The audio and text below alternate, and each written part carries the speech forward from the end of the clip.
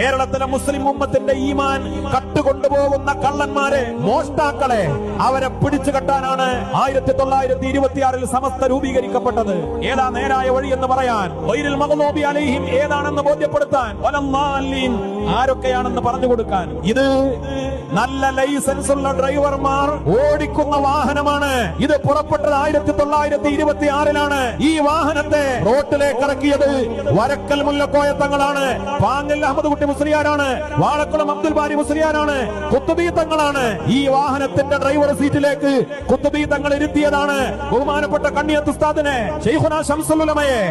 അവർ നല്ല റോഡ് ഒരുക്കിയിട്ടുണ്ട്. ഈ വിശാലമായ റോഡ് ലക്ഷ്യത്തിലേക്ക് എത്താൻ, മഹദി ഇമാമിലേക്ക് എത്തിച്ചേരാൻ, ഈ ഉമ്മത്തിന്റെ ഈമാനിന് കാവൽ നിൽക്കാൻ കൃത്യമായ റൂട്ട് നിർണയിച്ചുകൊണ്ട് ശൈഖുനാ ശംസുൽ ഉലമയും കണ്ണിയത്ത് ഉസ്താദും ലൈസൻസ് കൊടുത്ത ഡ്രൈവറാണ് സയ്യിദുൽ ഉലമ ജിഫ്രി മുഹമ്മദ് മുത്തുക്കോയ തങ്ങൾ.